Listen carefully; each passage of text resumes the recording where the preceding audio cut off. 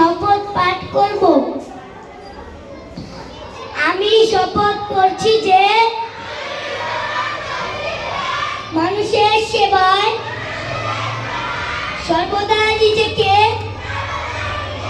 নিয়োজিত রাখিব। দেশের একতা ও সম্প্রীতি বজায় রাখিবার জন্য সবসময় সচেষ্ট থাকিব।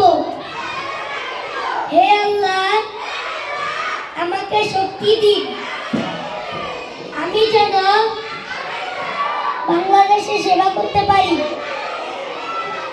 এবং হলিকিসের মডেল স্কুলের সুনাম উত্তরোত্তর বৃদ্ধি করতে পারি। আমিন।